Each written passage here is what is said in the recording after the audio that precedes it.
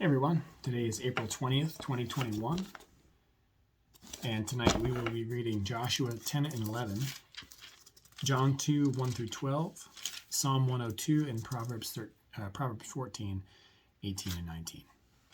So let's jump into Joshua chapters 10 and 11. As soon as Adoni-Zedek, king of Jerusalem, heard how Joshua had captured Ai and had devoted it to destruction, doing to Ai and its kings what as he had done to Jericho and its king, and how the inhabitants of Gibeon had made peace with Israel and were among them, he feared greatly, because Gibeon was a great city, like one of the royal cities, and because it was greater than Ai, and all its men were warriors.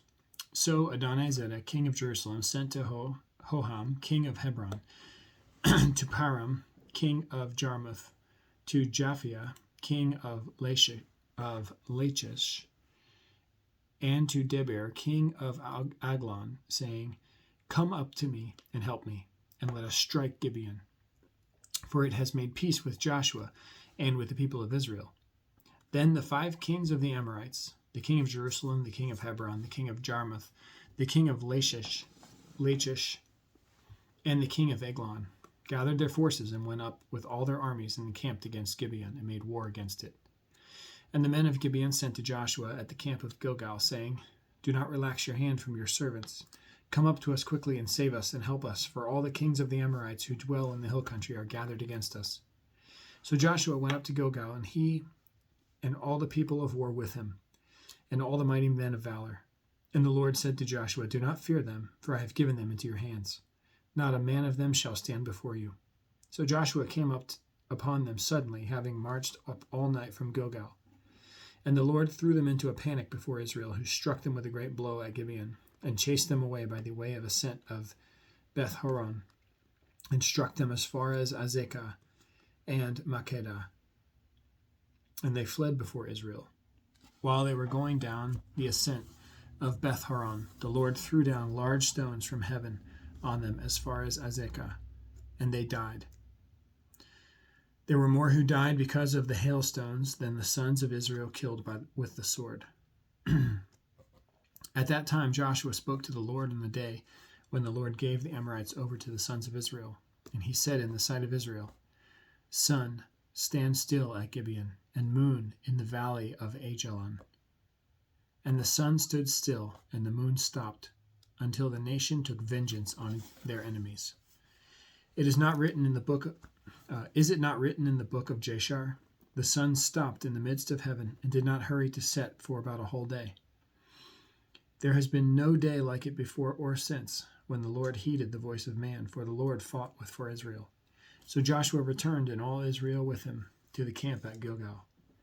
These 5 kings fled and hid themselves in the cave of Makkedah. And it was told to Joshua, The 5 kings have been found hidden in the cave at Makkedah. And Joshua said, Roll large stones against the mouth of the cave, and set men by it to guard them. But do not stay there yourselves. Pursue your enemies, attack their rear guard. Do not let them enter their cities, for the Lord your God has given them into your hand. When Joshua and all the sons of Israel had finished striking them with a great blow until they were wiped out, and when the remnant had remained of them, had entered into the fortified cities, then all the people returned safe to Joshua in the camp of Makkedah. Not a man moved his tongue against any of the people of Israel. Then Joshua said, Open the mouth of the cave and bring those 5 kings out to me from the cave. And they did so, and brought those 5 kings out to him from the cave, the king of Jerusalem, the king of Hebron, the king of Jarmuth, the king of Lachish, and the king of Eglon. And when they brought these kings out to Joshua, Joshua summoned all the men of Israel, and said to the chiefs of the men of war who had gone with him, Come near, put your feet on the necks of these kings. Then they came near and put their feet on their necks. And Joshua said to them, Do not be afraid or dismayed. Be strong and courageous, for thus the Lord will do to all your enemies against whom you fight. And afterward Joshua struck them and put them to death, and he hanged them on 5 trees. And they hung on the trees until evening. But at the time of the going down of the sun, Joshua commanded, and they took them down from the trees and threw them into the cave where they had hidden themselves. And they set large stones against the mouth of the cave, which remain to this very day. As for Makkedah, Joshua captured it on that day and struck it and its king with the edge of the sword.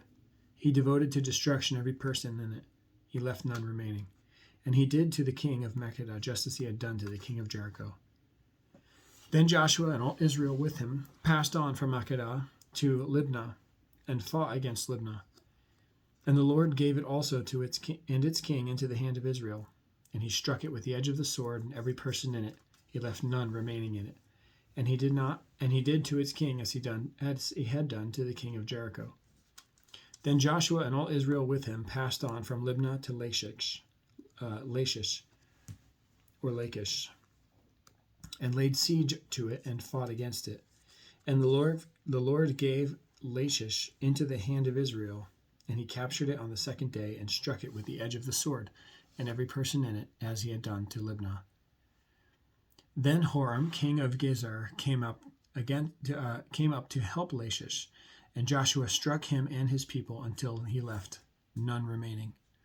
Then Joshua and all Israel with him passed on from Lachish to Eglon, and they laid siege to it and fought against it. And they captured it on that day and struck it with the edge of the sword. And he devoted every person in it to destruction on that day, as he had done to Lachish. Then Joshua and all Israel with him went up from Eglon to Hebron, and fought against it, and captured it, and struck it with the edge of the sword, and its kings and its towns, and every person in it. He left none remaining, as he had done to Eglon, and devoted it to destruction, and every person in it. Then Joshua and all Israel with him turned back to Debir, and fought against it, and he captured it with its king and all its towns. And they struck them with the edge of the sword, and devoted to destruction every person in it. He left none remaining, just as he had done to Hebron and Libnah and its kings. So he did to Debir and its king. So Joshua struck the whole land, the hill country and the Negeb and the low country and the slopes, all the kings he left, all of their kings. He left none remaining, but devoted to destruction all that breathed, just as the Lord God of Israel had commanded.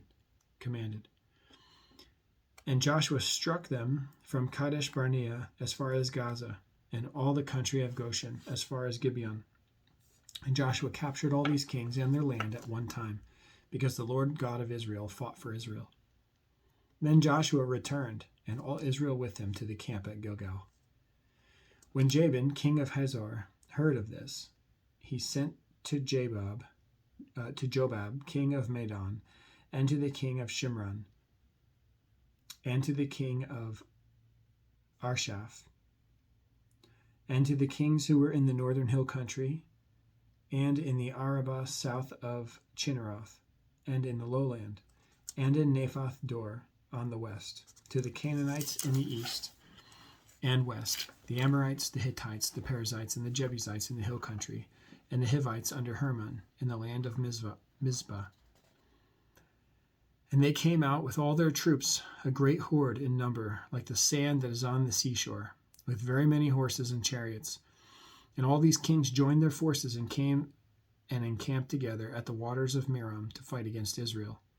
And the Lord said to Joshua, "Do not be afraid of them, for tomorrow at this time I will give over all of them slain to Israel. You shall hamstring their horses and burn their chariots with fire." So Joshua and all his warriors came suddenly against them by the waters of Merom and fell upon them. And the Lord gave them into the hand of Israel, who struck them and chased them as far as Great Sidon and Misrephoth Maim, and eastward as far as the valley of Mizpah. And they struck them until he left none remaining. And Joshua did to them just as the Lord said to him. He hamstrung their horses and burned their chariots with fire. And Joshua turned back at that time and captured Hazor, and struck its king with the sword, for Hazor formerly was the head of all those kingdoms. And they struck with the sword all who were in it, devoting them to destruction. There was none left that breathed. And he burned Hazor with fire, and all the cities of those kings, and all their kings Joshua captured, and struck them with the edge of the sword, devoting them to destruction, just as Moses the servant of the Lord had commanded. But none of the cities that stood on mounds did Israel burn, except Hazor alone, that Joshua burned. And all the spoil of these cities and the livestock the people of Israel took for their plunder. But every person they struck down with the edge of the sword until they had destroyed them, and they did not leave any who breathed. Just as the Lord had commanded Moses his servant, So Moses commanded Joshua, and so Joshua did. He left nothing undone of all that the Lord had commanded Moses. So Joshua took all that land, the hill country, and all the Negeb, and all the land of Goshen, and the lowland, and the Arabah, and the hill country of Israel, and its lowland, from Mount Halak, which rises towards Seir, as far as Baalgad, in the valley of Lebanon, below Mount Hermon. And he captured all their kings and struck them and put them to death. Joshua made war a long time with all those kings. There was not a city that made peace with the people of Israel except the Hivites, the inhabitants of Gibeon. They took them all in battle, for it was the Lord's doing to harden their hearts, that they should come against Israel in battle, in order that they should be devoted to destruction and receive no mercy, but be destroyed, just as the Lord commanded Moses. And Joshua came at that time and cut off the Anakim from the hill country, from Hebron, from Debir, from Enab, and from all the hill country of Judah, and from all the hill country of Israel. Joshua devoted them to destruction with their cities. There was none of the Anakim left in the land of the people of Israel. Only in Gaza, in Gath, and in Ashdod did some remain. So Joshua took the whole land according to all that the Lord had spoken to Moses. And Joshua gave it for an inheritance to Israel, according to their tribal allotments, and the land had rest from war. John 2, 1-12. On the third day there was a wedding at Cana in Galilee, and the mother of Jesus was there. Jesus also was invited to the wedding with his disciples. When the wine ran out, the mother of Jesus said to him, "They have no wine." And Jesus said to her, "Woman, what does this have to do with me? My hour has not yet come." His mother said to the servants, "Do whatever he tells you." Now there were 6 stone water jars there for the Jewish rites of purification, each holding 20 or 30 gallons. Jesus said to the servants, "Fill the jars with water." And they filled them up to the brim. And he said to them, "Now draw some out and take it to the master of the feast." So they took it. When the master of the feast tasted the water, how the water now become wine. When the master of the feast tasted the water now become wine, and did not know where it came from, though the servants had drawn the water new, the master of the feast called the bridegroom and said to him, "Everyone serves the good wine first, and when people have drunk freely, then the poor wine. But you have kept the good wine until now." This, the first of his signs, Jesus did at Cana in Galilee, and manifested his glory. And his disciples believed in him. After this, he went down to Capernaum with his mother and his brothers and his disciples, and they stayed there for a few days. Psalm 102. A prayer of one afflicted, when he is faint and pours out his complaint before the Lord. Hear my prayer, O Lord. Let my cry come to you. Do not hide your face from me in the day of my distress. Incline your ear to me. Answer me speedily in the day when I call. For my days pass away like smoke, and my bones burn like a furnace. My heart is struck down like grass and has withered. I forget to eat my bread. Because of my loud groaning, my bones cling to my flesh. I am like a desert owl of the wilderness, like an owl of the waste places. I lie awake. I am like a lonely sparrow on the housetop. All the day my enemies taunt me. Those who deride me use my name for a curse. For I eat ashes like bread, and mingle tears with my drink, because of your indignation and anger. For you have taken me up and thrown me down. My days are like an evening shadow. I wither away like grass. But you, O Lord, are enthroned forever. You are remembered throughout all generations. You will arise and have pity on Zion. It is the time to favor her. The appointed time has come. For your servants hold her stones dear, and have pity on her dust. Nations will fear the name of the Lord, and all the kings of the earth will fear your glory. For the Lord builds up Zion, he appears in his glory. He regards the prayer of the destitute, and does not despise their prayer. Let this be recorded for a generation to come, so that a people yet to be created may praise the Lord. That he looked down from his holy height. From heaven the Lord looked at the earth, to hear the groans of the prisoners, to set free those who were doomed to die.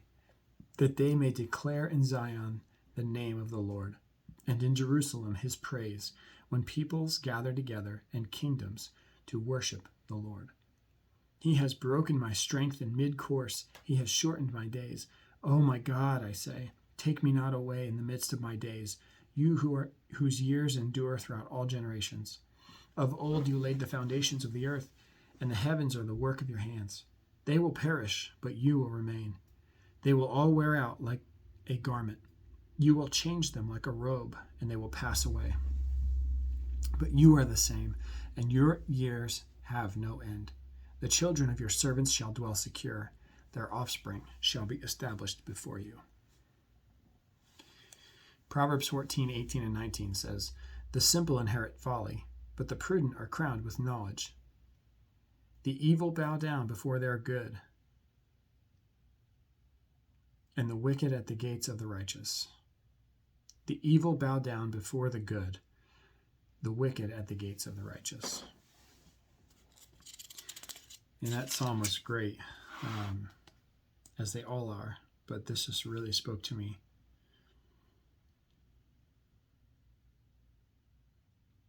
Starting Psalm 102, starting at 18. Let this be recorded for a generation to come, so that a people yet to be created may praise the Lord, that he looked down from his holy height. From heaven the Lord looked at the earth, to hear the groans of the prisoners, to set free those who are doomed to die, that they may declare in Zion the name of the Lord, and in Jerusalem his praise, when peoples gather together and kingdoms to worship the Lord. So good. Tomorrow's April 21st, and we will read Joshua 12 and 13, John 2, 13 through 25, Psalm 103, and Proverbs 14, 20 and 21. I'll see you back here again tomorrow. Have a great night.